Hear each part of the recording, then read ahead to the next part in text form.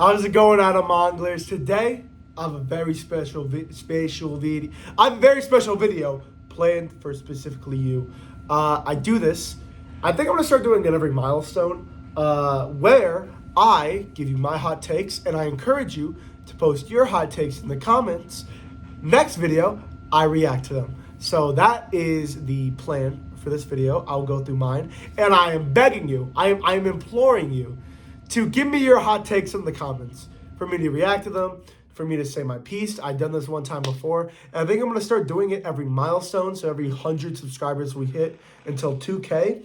So how I used to do it was every 100 subscribers that I hit, I would make a manga collection video, and then we started hitting them too fast, and I didn't want my entire channel to be filled with manga collection videos. So eventually, I just didn't do it at like 700, 600 subscribers. And then I was like, I want to bring that back. So I have no problem with having these kind of videos on my channel. So that's what I'm going to be doing. I have my tab leader. Actually, I have a bonus one. I have an 11th hot take for all of you. That isn't anime or manga related, but I think it's pretty similar. So I think I just put it on here anyway. But I have my 10 hot takes. You can put whatever hot takes you want. It doesn't have to be 10. But any hot takes, I'll react to them, read them on maybe not next video, but I'll do it in a very, very soon video. So let me just get to it. Let me just go quick. And my first hot take is something that I actually believed in a while ago, and I just never said on this channel. I don't think I've said on this channel. But I knew from day one, the Sakamoto Days anime was going to be trash. It was going to be bad.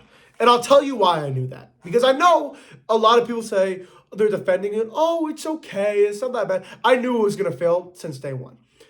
The reason is because nobody wants to admit this. I'm the only one brave enough to admit this. The Sakamoto Days manga, the best part about it, and really the only good part, is the fights. The fights are some of the best, well-drawn fights I've ever fucking read in my entire life. Like, genuinely, it might be the best, well-drawn fights I've ever read in my entire life. Ever in manga. Like they are so goddamn good. They're so fluid. They flow so well. Like, the choreography is incredible. It's so easy to read. Like, and then they do these fights with multiple people, and they're so cool and slick. Genuinely, I don't even know how the author or the artist or whoever works on it was able to make it. It is genuinely one of the best, like, if we're counting sports manga, the only manga I would put above Sakamoto Days is Blue Lock and maybe Haikyuu, and that is it. Like, Jujutsu Kaisen does not reach those levels. Chainsaw Man doesn't reach those levels. One Piece, oh my god, One Piece doesn't even touch those levels. Sakamoto Days is the peak at fights.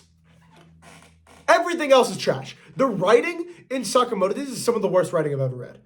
Like, genuinely some of the worst writing I've ever read. Like, the way characters talk to each other is so goddamn shit. Like, I kid you not, they introduce a character that is, like, very stupid or whatever. He's actually my favorite character, but he's very dumb, right?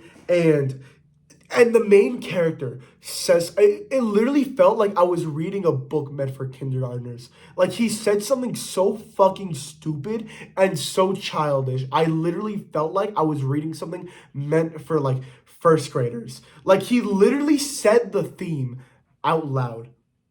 It would be like if in a fucking book about racism and prejudice, a character just went, hey, you shouldn't judge a book by its cover.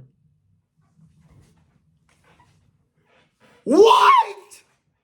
What are we doing? We couldn't be the tiniest bit more subtle with that? We couldn't? We had to say, okay. So I knew, sorry, my tablet keeps shutting off because it's at like 10%. I knew since day motherfucking one, that anime was going to be trash. Because animation already has movement. Like, the best part about Sakamoto Days is how it literally feels like I'm watching an anime when I'm reading the manga. And it still has the manga detail that every manga has. That is the best part about it. The anime does not have that. Obviously, it doesn't have the manga detail. And the fights are like 7 out of 10. the fights, literally, the animation of the fights genuinely needs to be at like solo leveling level or like JJK level or an extreme level to actually have been popular and to live up the hype with the manga because of how good the fights are in the manga. Literally, that was the only way this anime would have been exceedingly popular like those series were. And it just wasn't. The fights are good. Like, I'm not saying the fights are bad or anything. They're definitely fun, but they just don't live up to those big names. And that's why the anime is not popular at all and is not doing well. Well, it might be doing well, like money-wise, but I don't know the business part of it. But yeah, that's my opinion about the Sakamoto Days anime. All right, number 2. Versus is One's best manga ever. So the 3 main manga he's written are One Punch Man, Mob Psycho, and Versus. And Versus is probably the one not a lot of you have heard about. I've read it. I've read the first 2 volumes. It's better. It's like just better. The premise is one of the best premises I've ever read, ever in media. Like I've ever experienced, ever in media. It like combines like 16 different worlds. It's so well written. The character designs are so goddamn perfect. They legit introduced, in the second volume, they introduced like 8 new characters. I care about all of them just because their character design's cool. There's one fucking dude who's like a guy who fights titans, and he looks like Papa Smurf. And I almost cried when he died. And he showed up for 3 pages. Because his character design was so fucking cool. Like, and the writing is so, and the art, oh my God. Don't get me started on the art, bro. Holy shit. The art is so good. Like, I'm looking at every single page, and it just looks so goddamn cool. It's like I'm looking at a mural. Oh my goodness. Every single thing about this manga, I have to praise. Like, there's genuinely one thing out of these 2 volumes that I've read that I can be like, I didn't like. I didn't enjoy this aspect of the manga. That doesn't exist. I don't know. It feels like I'm reading real. It feels like I'm reading real. It's like I'm reading this manga and I'm like, every single thing this author has learned and taught himself and has gathered and collected through his entire journey of being a manga creator, he's putting it into this series. And he's putting it into this one piece of work. And that's what I feel like I'm reading when I read Versus. It is so well constructed, so well thought out, so well paced. So I cannot wait till this gets an anime and every single motherfucker on the planet goes, this is the greatest thing I've ever seen. And then I go, I know. It's going to feel so good. It's going to feel so good. I'm so excited for that. Okay, next. Number 3. I'm not going to talk about this too much because I've talked about it like for every day. Every day I talk about this. Every video I talk about this. The Goodnight Punpun. Goodnight Punpun. Great, incredible manga. The Pegasus shit that's in there, so fucking stupid. So fucking dumb. So fucking boring. So boring. So dumb. So irrelevant. So annoying. Like, there has never been a shift of interest to boredom like Goodnight Punpun has done for me. I will legit be on the edge of my fucking seat, about to tear up and cry, and be so interested and so fucking thought-provoked. And what's the fucking word when you're engrossed? I guess so engrossed. Whatever. So engrossed into a read. Turn the page, talking about the Pegasus shit. I don't even want to read the next fucking panel. I don't. As soon as I see a character from the plotline, I don't even want to look at the next page. Genuinely, I literally went back to Goodnight Punpun because I thought in my brain, I might be overreacting. Genuinely, I might be overreacting. It was even worse. There's literally a scene. Keep in mind, Inio Asano's art is fucking beautiful. It's some of the best art in manga, period. Like, in my opinion, some of the best art in manga. There's literally a course of pages, 10 to 30 pages, where it might not even be that long, but it felt that long, where there's a character, part of the Pegasus shit, who is talking on the TV, and it's just the TV screen over every single panel, and I'm just reading words. I'm just reading words, and he's saying nothing. He's literally saying nothing. He's not saying anything important. He, I, he's talking about red dots and black dots, and how the world is filled with black people or something. I don't even remember. And how he wants to kill all of them or some shit. And he just keeps talking about this shit over every single panel. And then that panel, and then that panel, and then he moves a little bit in one panel. He moves a little bit. He literally moves a little bit. I genuinely, there's been some bad manga I've read in my day. I've read some boring manga. I've read some incredibly boring manga. I'm looking at you, Blackguard. There it is. I'm looking at you, Blackguard. Where is it? I don't remember. It's in the B section. I have never been more bored of a manga in my entire life than that one section. And it sucks.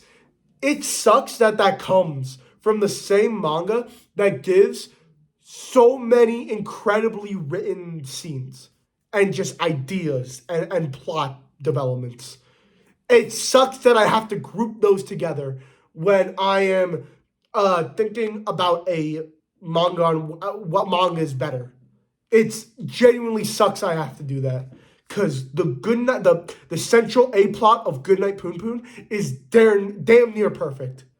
And the Pegasus shit ruins it so goddamn much. It went from a 10 out of 10 to an 8. I don't even care. I genuinely don't care. I know so many people have it as their favorite manga, top 10 manga. I actually could not give less of a shit. Go back to that Pegasus shit and look me in the damn eye and go, yeah, I still love this. I actually don't conceivably know how to do that. I don't. God damn. Okay. Number 4. Every manga, this is a crazy one. Every manga should at least have an attempted adaptation. So basically what I mean by this is I think every single manga in the world that has ever be created could work as an anime.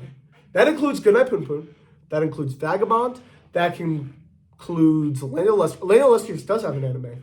But that one's very unique. That concludes Berserk. That includes all these manga that are incredibly dark and well drawn and just super, super out of the ordinary. Every single one of those, I think, could have a good anime.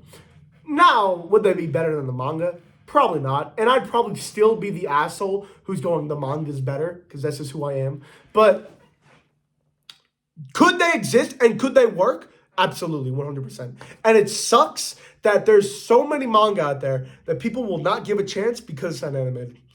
My dad... Actually, I got my dad into anime. I've never talked about this on the channel. I got my dad into anime. He'll never read a manga in his life, which is fine. I understand. He's he's got things to do, crosswords to solve. I mean, he's retired, but whatever. He's got shit to do. He's not reading manga.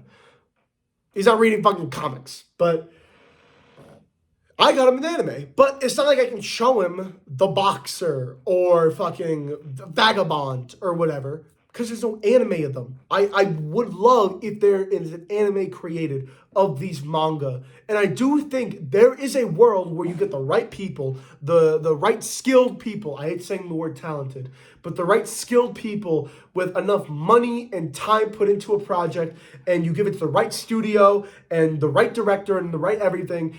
And Goodnight Punpun, even Goodnight Punpun, which is probably the biggest offender of this, could work as an anime. I genuinely 100% agree with it.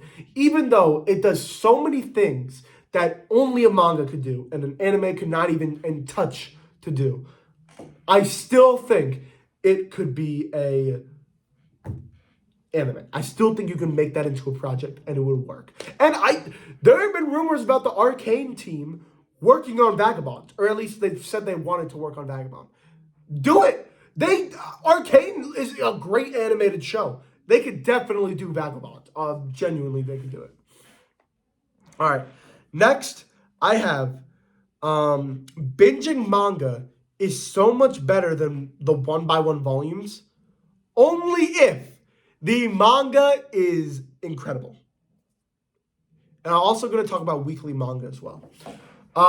What I mean by this is, if I am reading a manga that is a 6 out of 10 that I think is fine. That's just good. Like, I'm barely staying interested in it. Binging is the worst possible thing that I can do. Because, in my opinion, because I'm going to get so bored and it's going to feel so monotonous. So if I have 10 volumes of a series that is genuinely, and I read the first volume and it's genuinely so boring, that manga is not going to be touched ever again. Because the monotony and the intimidation of I got to read 9 volumes of this boring ass shit is awful.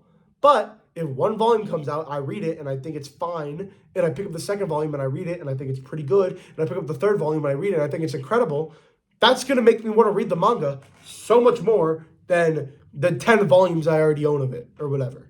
So, but if that manga is incredible, if I read that first volume, that manga is incredible, month by month or every 3 months by basis, worst thing I can do. Worst way I can read that manga. Not the worst, because I'm going to talk about the worst, but worst way I can read that manga. Just because I am, I enjoy the series. Like, I'm enjoying it.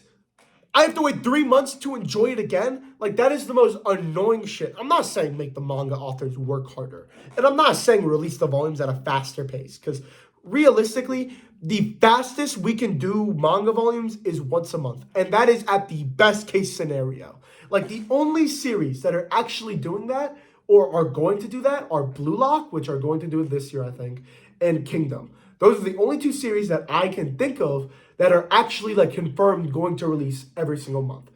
And those are best case scenarios. I'm not saying do all that. I'm saying as a person, as a reading experience, if I read the first volume of a series and I think it's fucking incredible, my plan is I'm buying the next 5 volumes so I can binge it. Because me binging a series is making me so much more interested in it than reading it volume by volume. Because one, I'm not going to remember shit. 2, I might have differing opinions from volume 1 to volume 2. If I'm reading volume 1 and I fucking love it, and I read volume 2, I can be like, that wasn't as good as volume 2, but let's see where volume 3 goes, if I own volume 3. But if I read volume 2, I have to wait 3 months for the last volume I just read wasn't as good. So the chances of me reading volume 3, not as high as if I binged it. So personally, I think binging, if the series is top tier, is the best way to do it. Now, let me get to weekly reading. I genuinely think weekly reading manga is the worst shit you could ever do. Ever. Ever reading manga is the worst shit you could ever do. I read Blue Lock weekly. I am reading Blue Lock weekly. I read the entire newest match that just ended in the manga weekly. And it took like over a year for it to finish. And I just finished it. And I was kind of a hater of that match. I wasn't a hater of it. I didn't hate it. I loved the match, but I was like, this match is going way too long. This match is way too long. It needed to end it at this point. It didn't. Way too long. Reread the match in one fucking day. Match could have been 100 chapters longer. Genuinely, I didn't even think it was long enough. Like, it was like perfect length. It was like, could have had 3 or 4 more chapters. Genuinely. I reread that match, had so much goddamn fun. And that's what I'm saying is weekly reading makes events feel so much longer than they actually are. And it makes the pacing just so much worse for yourself. Like, genuinely, I'm still going to read it weekly because I'm interested and I want to keep reading it. And there's crazy shit happening in the manga right now. But goddamn, is it annoying. Like, genuinely, goddamn, is it annoying to read something and then I only get 20 pages of it and I have to wait a week and then I only get 20 pages. Like, conceivably, you can't have these big story plots in 20 pages. You have to split it up, especially in the series like Blue Lock, where like every other page is a double spread or whatever, or it's the most beautiful panel I've ever seen. Like, we can't just rush all this shit into one chapter. Like, it's just conceivably not possible. Okay, next thing is, I'm not going to talk about this too much because we're already 20 minutes in, but no such thing as a smart/dumb manga. And the reason I say this is just because at a point, I feel like every manga, even some of the worst ones, are smart because they're using techniques and writing techniques. And I mean, I majored in writing. I majored in English. Like, I'm not going to sit here and say I'm a dumbass, but they're using techniques that I could only dream of using. That I can't even conceive. Even some of my least favorite manga I've ever read, they draw better than me. 100%. I can't draw that shit. I can't write that shit. They could conceivably write a beginning, middle, and end, draw it out under extreme time pressure. Now, does that contribute smart or dumb? Maybe not, but I can't sit here and be like, this is a dumb manga only made for haha punchy fun, and this is a smart manga that tests your intelligence. Because even if I feel like this manga, like, I say Kaiji is a smart manga, but I'm not saying the author of this manga is smarter than this author. No. I'm just saying this manga is more complicated. If anything, it's more complicated manga than smart. Or it's just more like the plot, it just has a lot more plot twists. And it's just a lot more what I feel is thought out than this quote unquote dumb manga. But calling this manga dumb would be disingenuous because the guy who's making it gotta be smarter than my ass. Like, genuinely, he's gotta be smarter than my ass. All right. After that, number 7, we need a like Rotten Tomatoes / like Academy thing for anime and manga. Like, genuinely, we need it because I'm a big guy who thinks that critics, you cannot critique manga and anime because it is opinion based. I'm a big guy who believes in that, where even if on paper we all conclude that something is well written, it can never truly be classified as well written like it's a fact. Because one motherfucker could always come up and say, I didn't like this, and then that would compute as them saying it's not well written. We can always, like, that. Genuinely, that's why I think nothing can ever be computed or nothing can ever be factually stated to be a good piece of media. Because media is always drenched in opinions. Saying that, I think we need critics. Because every single platform that anime and manga fans have that is associated with critiquing stuff is only based on fans. So you have these things where, like the anime awards or whatever, the Crunchyroll awards, My Anime List, all that shit is fan stuff. So we have these like things now where like an anime only gets rated highly to beat another anime. Like, that is so fucking stupid to me, and I know it's not that serious, but we need some kind of, we need like experts in anime. Get some of the best anime creators, some of the best well-known anime creators, some people have watched the most anime. So, get me, bro. Get me for manga, bro. Put me in the manga space. And let them be like, okay, this is good, this is bad, this is whatever. Now, obviously, this is in fact. We're probably, as anime and manga fans, gonna make fun of it like movie fans make fun of Rotten Tomatoes and say it's factually incorrect. But at least we have something to have a baseline of what is good or bad. And someone who is new to it can be like, okay, this is good, this is bad. And not just ironically what is good or what is bad. And it does come, like, Full Metal Alchemist does deserve to be the best anime or whatever, to be rated the highest. But is it rated the highest because it's the best? Or is it rated the highest because Full Metal Alchemist fans are stubborn? We have to have these conversations now because every single thing that we have as critiquing is based off any person, any fan can rate it. So we need to have some somewhat unbiasedness to make a sorry, my phone's at 10%, to make a objective clearance of. Okay, next, I'm not going to talk about this too much. Honestly, I can just say one statement of it. Delinquent manga is the most underrated genre out there. I read 2 delinquent manga, actually 3 if you count Slam Dunk, in my lifetime. Windbreaker and Tokyo Avengers, and it's always the coolest shit. It's school filled with fucking delinquents, or it's a gang filled with delinquents. The character designs are always so cool. They fight other fucking schools, which is always the coolest shit of all time. They always have different philosophies. It's like sports manga mixed with the idea that death and injuries can happen. That is the coolest shit in my opinion. And delinquent manga just don't get talked about enough and just aren't made enough. Like, there's barely any delinquent manga in the US, which I get it because a lot of the delinquent stuff that happens in Japan is exclusively to Japan, and it's not very relatable to America. But I think it should still exist. All right, here we go. Number 9. I'm not gonna talk about this one too much because my phone's gonna die, and also this I kind of just don't really have much to say. But Frieren's first volume was boring, and I didn't really like it very much. I liked it. This one is kind of being rude. I liked the first volume. I just didn't think it was that good as everyone was hyping it up to be. And the reason I say that is because I think, in my opinion, they should have played to the fact that she's immortal way more than what they did. Like what I wanted was for her to go on a walk and for us to see one fucking panel of it. They do like an entire double page spread of her doing it. I wanted to see one panel of it, literally one panel, and then she comes back. Like there's this one scene where like she goes to this tavern and she's like, I need this spell or whatever. I need this ingredient for this concoction. And they go, we don't have that. And she goes on this adventure for it to come back, and the guy's an old man. Great scene.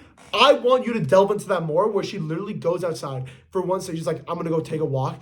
Goes, takes a walk, comes back, and the guy's an old man. Or the guy's literally on a deathbed. Like, I want it to where literally normal daily occurrences for her feel so quick, but last a lifetime. I legit want to feel like flabbergasted when I see those scenes. And it would make the idea that she meets like this purple-haired girl and her time of like her sense of time slows down so much and she doesn't really understand it very much, and she's like addressing this very like normal day-to-day style for her, and she's starting to like it more. It would make that feel so much more impactful if she goes like, so let's say when she meets the purple girl, she goes on a walk again, and she's like, oh shit, she might be dead. And then she sees her, she's like, hey, where'd you go off to this morning? And she's like confused. Like, bro, do you know how good that would be? Oh my goodness, I would have loved that scene. They do it a little bit differently. They don't play into it as much, and I still like it, but it's just kind of boring the way they play into it, and it's not really my favorite. Like, I wish they explored the idea a lot more than what they actually do, but whatever. All right, number 10, this is the final one until we get to the bonus one. And this one's kind of confusing, but the way characters cry in manga sometimes is so annoying. I hate it so much. When a character cries, and this is really in any medium, when a character cries, I want to feel uncomfortable. Like, I want to feel, like, I want their face to be scrunched up and ugly and, like, distorted. I want, like, loud ass, just loud ass. I don't want the cry of this shit, where their face is still and it's just tears coming out. I hate that shit. I hate it so much. When a character cries, I want their frown to be, I want their eyebrows to be going everywhere. Like, it happens in media too, where like these characters, like their entire fucking family dies, and they're just like, and a single tear drops down their face, and they go, like, fucking cry, bro. I want to feel emotionally distraught when a character cries, and it feels so much more impactful. Like, I will give, even though I do think Deku cries way more than he needs to, I will give My Hero Academia's flowers. When a character cries, they fucking cry. They just leave it all out there. It is a bundle and a mess of emotion, and I love it. Same thing with Tokyo Avengers. I do think Takemichi cries way more than he needs to. It is... Oh, that's another hot take. If you hate Takemichi, then you can't possibly like Deku or something like that. I'll include that next time. He cries way more than he needs to, but when he cries, oh my goodness, he does it in such a vulnerable, I can never say that word, vulnerable, and just such a heart-wrenching way. And One Piece does it perfectly. And Haikyuu, oh my god. Spoilers for Haikyuu, that scene where Hinata is crying on the court, and the way his face is just, the way he's just so distraught and so emotional, it hits so much harder than just oh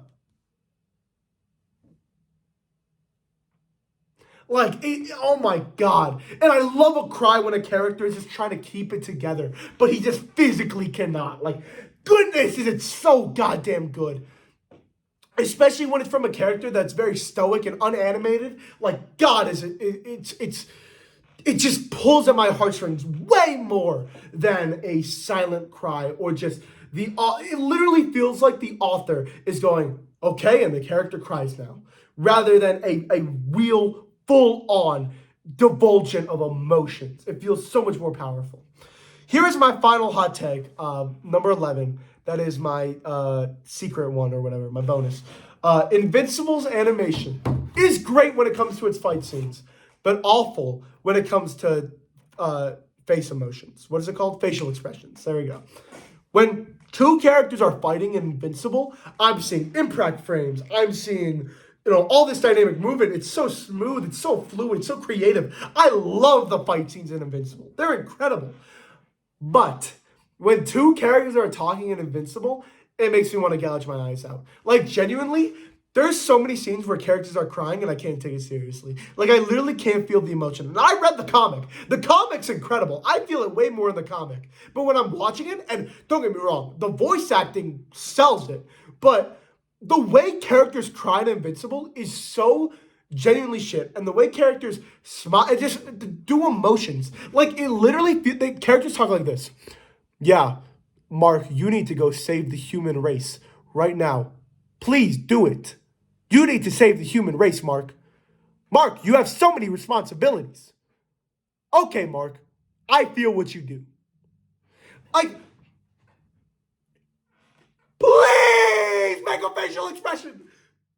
Please lift an eyebrow up at least. Do something different. I feel like and it sucks too when your competition is stuff like Arcane and X-Men 97 and the fucking Lord of the Rings animated show and Laura Croft and like all these other American Western shows that do the same thing that you do and are just so much better. Like, it works so much more, and it sucks that the fight scenes are so incredible while the facial expressions are so shit. Like, I can't do it. And anime also kind of has this problem, but they're a lot more like cartoonish. Like, you're animated.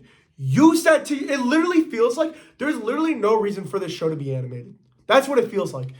Literally at this point, just make it live action. Because you can do all this stuff in live action and have human, real emotions on their faces because they're human and they can act these emotions out. Most of the voice actors are real actors anyway. So you could just do it that way. But whatever, who cares? I do, but whatever. All right, I'm going to end the video because my phone's about to die, like right now. If you made it to the end of the video, put a fire emoji in the comment section down below. Okay, thank you guys for watching. Please put your hot takes in the comment section down below. I will read them on a new video. Thank you very much. Goodbye.